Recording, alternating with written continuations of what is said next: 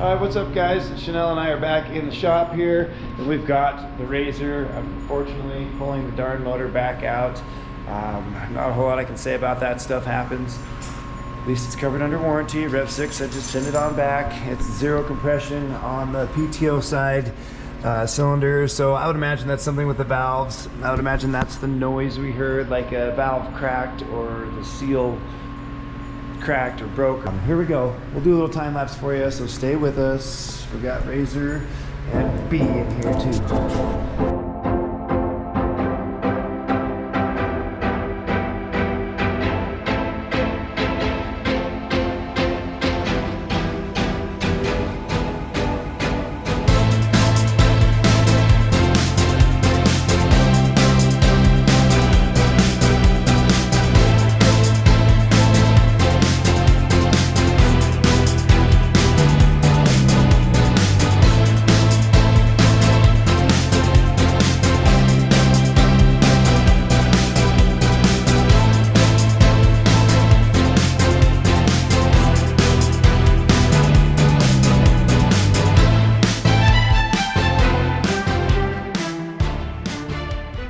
Guys, about ready to get the engine slid out of here. Doing a couple little cheats, like with the bed up here, instead of taking the time to get that whole bed out of there. If you've ever done that, it's the whole firewall and everything. It's a pain, yada yada.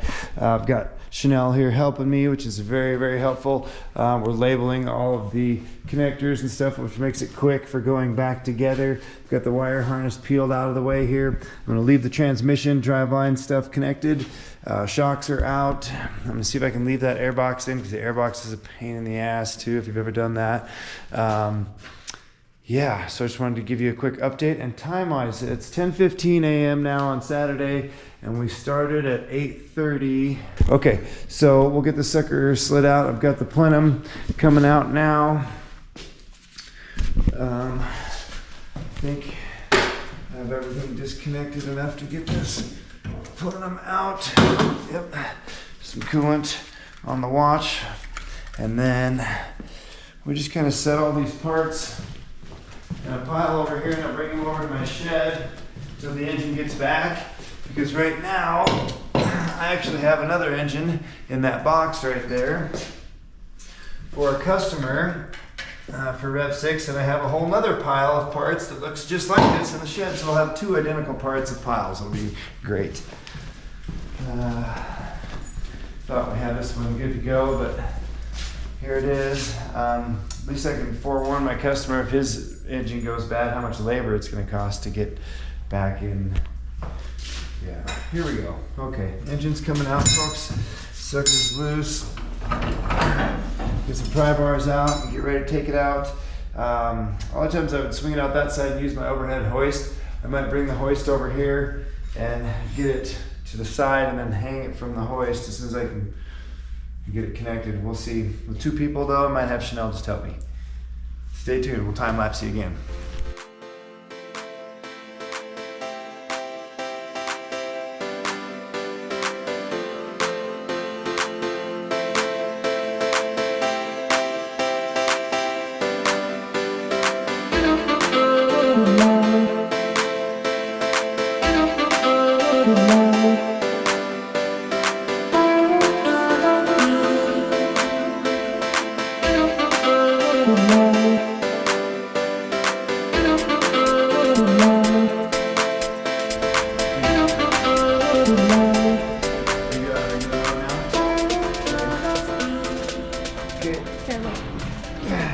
I know the engine, when it's stripped down, weighs 100, because I shipped a couple of them off.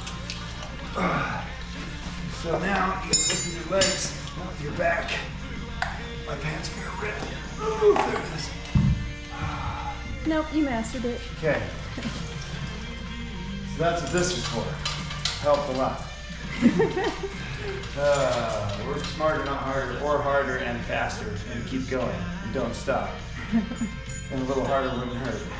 All right, guys, gotta strip this thing down. So I'm 2 hours in with a nice little break in the middle to get the engine out from the time the vehicle's rolled into the bay until the engine's on the floor. 2 hours, just under 2 hours. So with our break, about an hour and a half.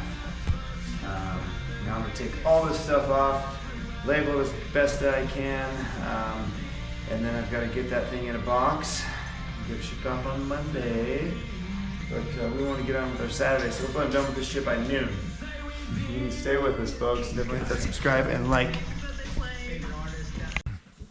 What's up, guys? I'd like to welcome you to today's sponsor of the video, Mojo Joint Pain and Relief Cream. If you guys lead an active lifestyle like me, if you're out here side by side and in the snow, running around filming, maybe you're up snowshoeing.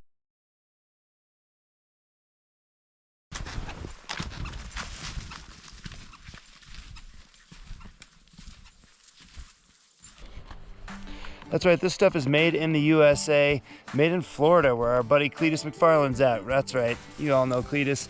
This is the rub-on cream, just kind of like a gel cream that you'd put on.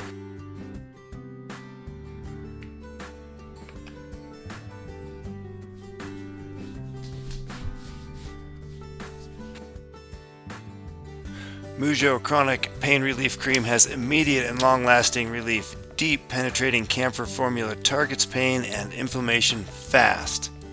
FDA approved, made in the USA, natural ingredients include organic menthol, hemp seed oil, arnica montana, aloe vera, yerba mate, boswellia, and peppermint oil. Instant pain relief. It's an icy cold, fast relief, deep massage application, really good stuff, made in the USA. Check it out. I'll put a link in the description down below. You can get a discount. Here, Mojo your mojo.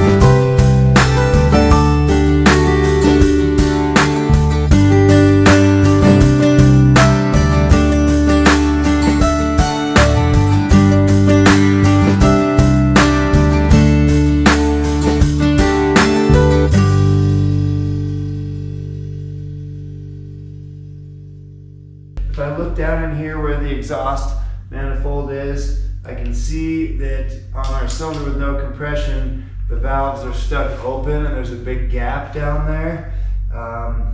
On the other side, the valves are closed.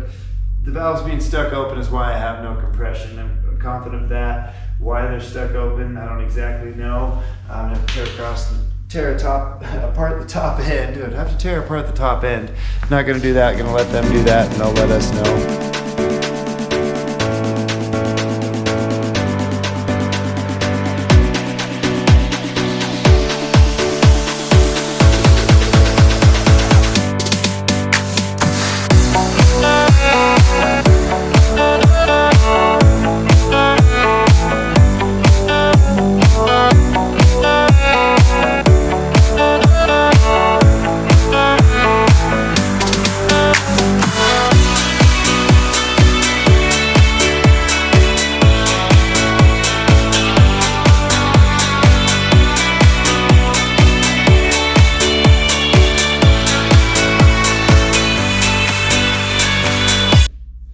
Okay, so if we look on the intake side of things, on the valves here, bear with me, as I get the camera down in here, you can look in there and you can see that the intake valves are open and the exhaust valves are open at the same time.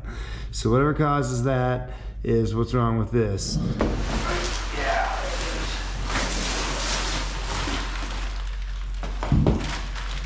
Look at it, make sure that I have everything.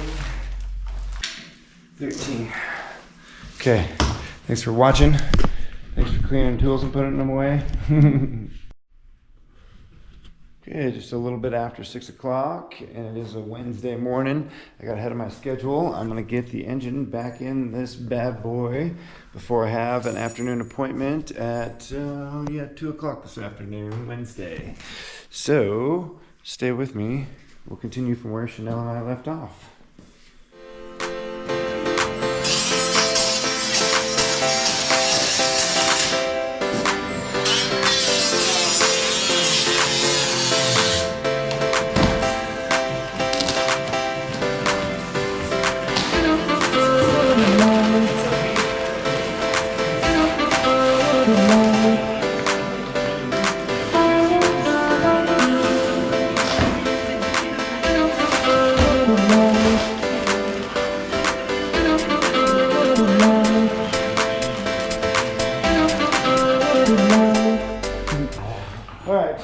assembling here, and I did run into one issue where, are you done?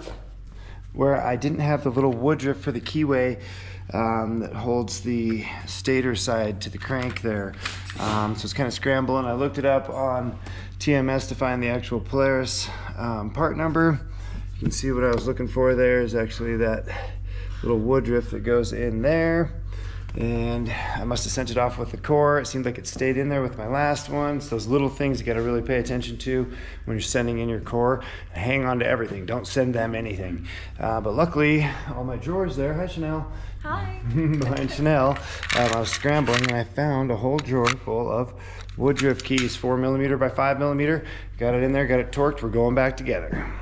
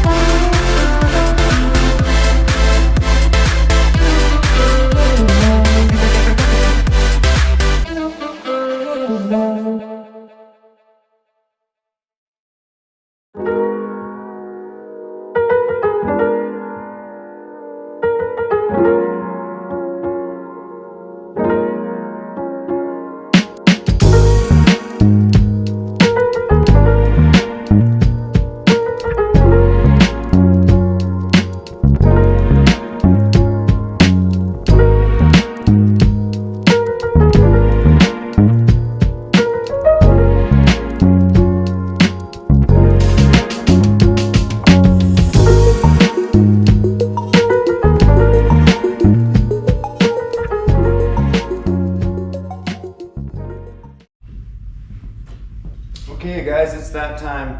Definitely nervous. I've got coolant in it, I've got brake-in oil in it, and I've got the coolant system pressurized with my hand pumper at 5 psi right now. Turn the key over, bring it up to 1500 RPMs for 5-6 minutes. I'm going to follow their break-in rules on Rev6 to a T.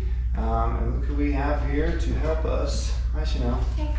All right, let's see what it does. I'm leaving the back open so I can crack the bleeder on the head for the coolant. It shouldn't get hot during the first rev. A little bit of time in. Turn the key on a couple times, make sure I don't have a fuel leak anywhere. Fuel spraying anywhere. Sounds good. RPM low. Oh, battery low. Yeah, battery's a little low. Charge good.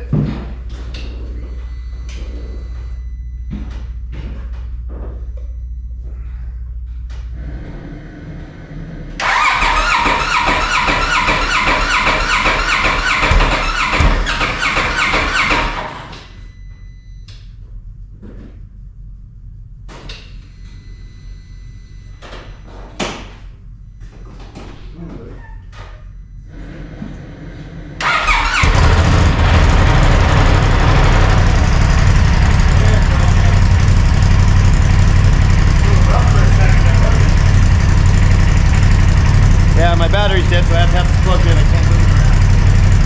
Bring it up to 1500 RPM. Already at 1400 way idle.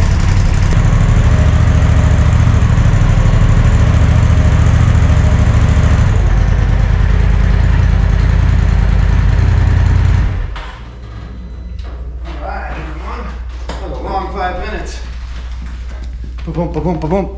And it just now got up to 170 degrees. I would take it over there and show you, but again, I'm hooked up to a cord here because my battery's dead.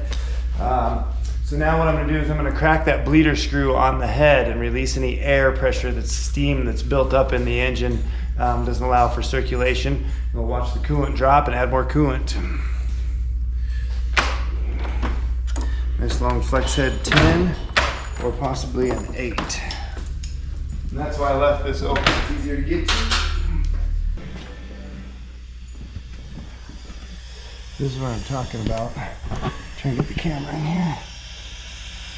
See all that steam coming out? You gotta do that to get her bled out if you're having a hard time with overheating after you've dropped coolant. Here's some coolant coming. Otherwise, the thermostat will not open. You'll see the engine light come on. It'll get hot. You don't want to do that to the new engine or any engine if you can avoid it.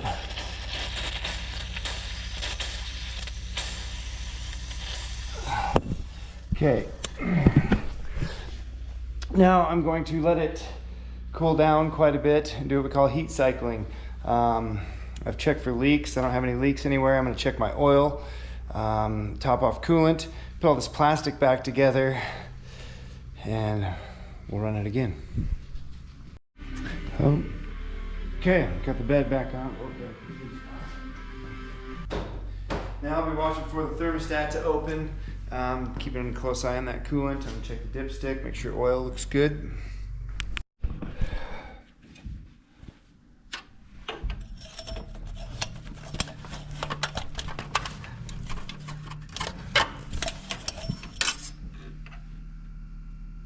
Let's put a little bit more in.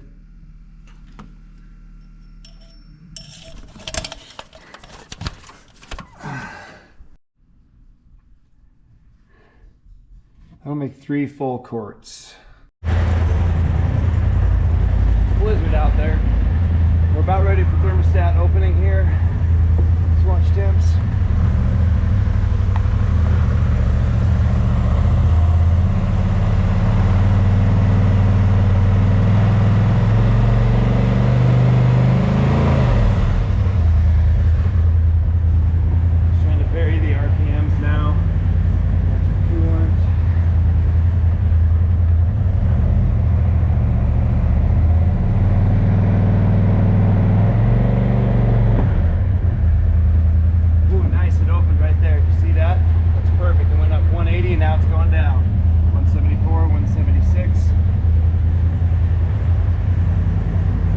Okay, I'm going to call that another heat cycle.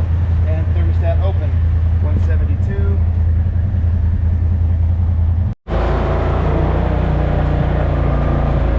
Nasty outside.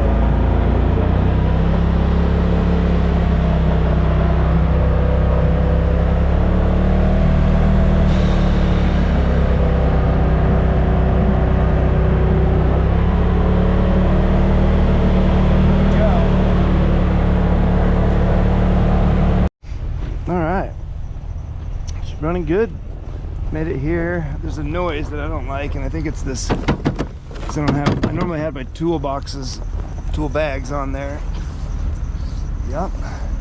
Smells like a new engine. Let's go into the Polaris Beta Yamaha dealer. Good smelling in today.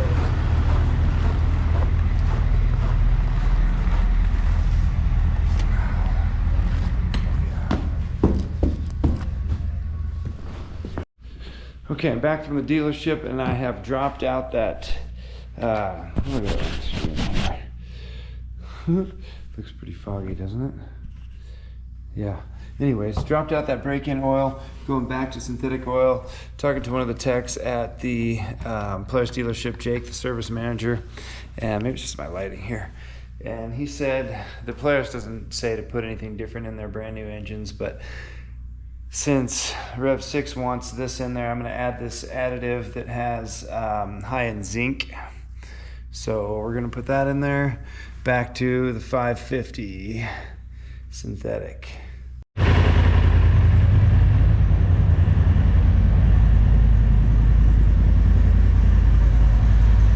Thank you, Rev6. Sounds excellent.